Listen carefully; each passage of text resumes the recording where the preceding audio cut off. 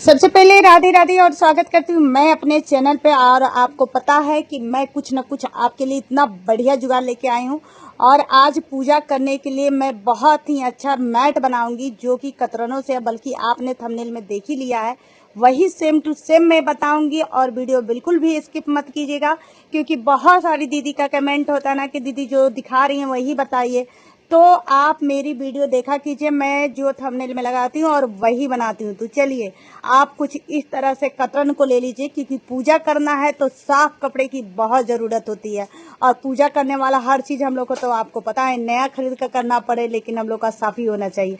तो कुछ इस तरह का है, मैंने छोटे छोटे कतरन ले लिए, वो भी फ्री का जुगाड़ है।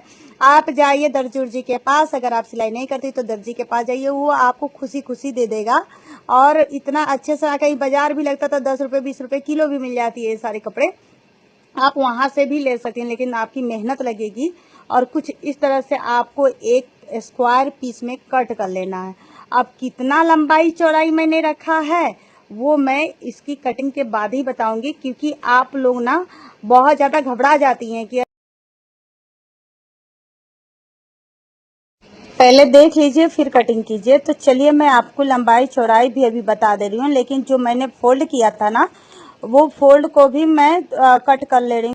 कोई कोई कपड़ा मैंने डबल फोल्ड किया था तो वो ज्वाइंट रह गया। तो कुछ इस तरह के पीसेस निकल जाएंगे आपके एक साथ, और ज़्यादा मेहनत भी नहीं करना पड़ेगी आपको। तो कुछ देखिए, मैंने बहुत सारे पीसेस कट कर लिए हैं। अब आपको इसकी लंबाई चौड़ाई मैं बता रही हूँ। कोई भी पेपर ले लीजिए, या फॉल में से जो ये गत्ता निकलता ना, वो ले लीजिए। 5.5 इंच है इस कार्डबोर्ड का लंबाई, और चौड़ाई भी दोनों सेम ही मैंने रखा है, क्योंकि मुझे स्क्वायर पीस चाहिए। तो आपको तो पता है कि दोनों लंबाई भी सेम रहनी चाहिए और चौड़ाई भी सेम रहनी चाहिए। अब इसको क्या करना ना, दोनों को बीचों बीच से आपको जैसे मैं वीडियो में दिखा रही हूँ वैसे आपको फोल्ड कर लेना है। और फोल्ड करने के बाद कुछ इस तरह से आपको कटिंग करनी है। कटिंग करने के बाद मैं बताऊंगी। और मल्टी कलर का ही ये बनाइएगा, बहुत प्यारा बन के रेडी हुआ है। आप लास्ट में भी जाके देख सकते हो, इतना प्यारा हुआ है। मैट जितने अच्छे से बना है ना कि मैं क्या ही बताऊं, मुझे खुद यकीन नहीं हो रहा था कि वो इतने अच्छे से बना है। अब आपको ज्वाइंट करना है, लेकिन ये याद रखिए कि सेम सेम कलर आपको नहीं ज्वाइंट करना है। आपको हमेशा एक अलग अलग ही कपड़े को, दोनों को एक साथ रख के और ज्वाइंट करना है। कुछ इस तरह से जैसे मैं आपको बता रही हूँ वैसे ही आपको ज्वाइंट करते जानी है। अब देखिए, ये देखिए, हर मतलब आपका लाइट कलर का बनाना हो लाइट कलर बनाइए, या डार्क कलर बनाना हो तो डार्क कलर बनाइए। ये तो आपके ऊपर डिपेंड करता है कि आपको किस कलर का कैसा मतलब चाहिए। और लंबाई चौड़ाई अगर मैट का आप मुझसे पूछेंगे ना, तो वो मैं बता दूं कि वो सब आप पे डिपेंड करता है कि आपको कैसे कितना लंबा और चौड़ा बनाना है।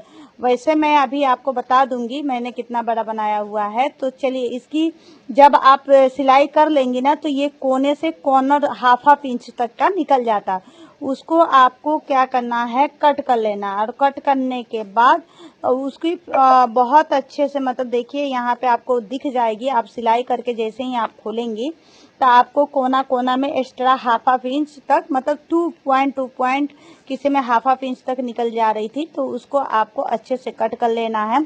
और अगर आप कॉटन का सिप बना रहे तो हाथ से भी प्रेस, मतलब थोड़ा सा टाइट से उसको अच्छे से कर दीजिए। लेकिन मेरा मानिए ना, तो इसको अच्छे से आप प्रेस कर लीजिए एक बार। प्रेस करने से इतना बढ़िया हो गया था।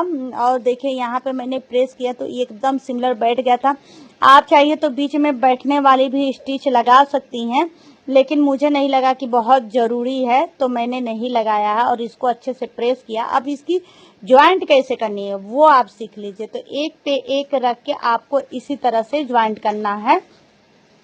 वीडियो आप देखती जाएंगे और आपको पता चलते जाएगा। तो देखिए कितना अच्छा अभी से ही उसका लुक क्रिएट होते जा रहा है। तो अभी मैंने क्या किया ना कि मुझे बहुत लंबा चौड़ा तो नहीं चाहिए था, मुझे बहुत एक आदमी बैठ के पूजा कर सके उतना ही चौड़ाई लंबाई चाहिए। तो देखिए इस तरह से मैंने 4 ही कपड़े को रखे हैं। और ज्वाइंट आप इस कोई भी कलर का कपड़ा एक दूसरे के साथ अटैच करके, बस ध्यान रहे कि एक ही कलर का एक साथ ना पड़े, और कलर बाय कलर चेंज करते जाइए। और इस तरह से सिलाई करके आपको एक लड़ी तैयार करनी है। मैंने 4 पीस की लड़ी रखी हुई है। देखिए 1 2 3 4 4 ही मैंने रखा हुआ है। और आपको भी अगर 4 रखना है तो 4 रखिए, 5 रखना है तो 5 रखिए। चौड़ाई आपके अनुसार आप रखिए, अनुमान लगी जाएगा आपको। देखिए 5-6 पीस मैंने कम से कम बना लिए हैं।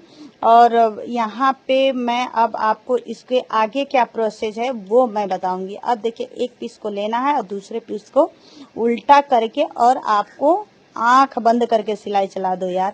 सीधी सिलाई चलानी है और इतना अच्छा रिजल्ट आपको देखने को मिलेगा कि आप खुद यकीन नहीं करेंगे कि आपने कतरनों से इतना अच्छा बनाया। अगर हाँ, लेकिन ये सारी चीज़ें तो मैं बताना ही आपको भूल जाती हूँ कि ये सब बना के ना आप बहुत इजीली पैसा भी कमा सकती हैं। और डोरमेट जो घरेलू चीज़ें जो बन के रेडी होती है ना, वो एक अलग ही उसकी खूबसूरती होती है और वो मेहनत जो क्या बोलते हैं रंग लाती है। तो देखिए अभी से ही इसकी खूबसूरती कितनी बढ़ गई है। अब इसी तरह आपको दूसरा वाला भी ज्वाइंट करते जाना। हाँ, मैंने हमेशा आपसे कहा है कि लंबाई चौड़ाई आपके ऊपर डिपेंड करता है। आप जितना लंबा बनाना चाहते हो उतना पट्टी बना लीजिए, जितना चौड़ा बनाना चाहती हूँ उतनी उसकी चौड़ाई बढ़ा लीजिए, ये आपके ऊपर डिपेंड करता है। अब देखिए मैंने इसका वीडियो भी डाला हुआ आपने इंस्टाग्राम पे, बहुत अच्छा पैकेट का रीयूज किया था। फिर इसकी जो कमर वाली पार्ट का है उसका पोछा बना के मैंने डाला हुआ। तो ये फेसबुक पे और इंस्टाग्राम पे गुंजा रस्तोगी के नाम से ही है, आप उसको भी फॉलो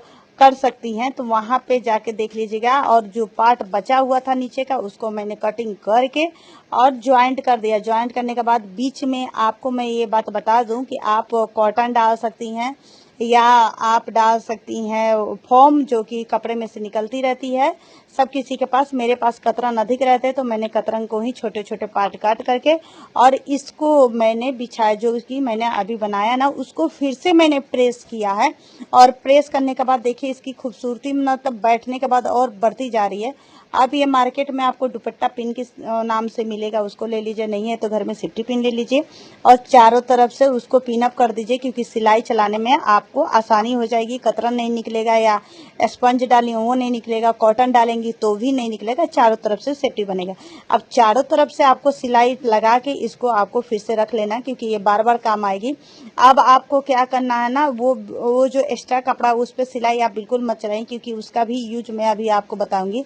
जो लड़ी बाई लड़ी है ना, उसका जैसे मैंने सिलाई किया था उसी के बीचों बीच आपको सिलाई लड़ी बाई लड़ी चलानी है, क्योंकि इससे इसकी मजबूती भी बढ़ जाएगी और ये बैठ भी जाएगा।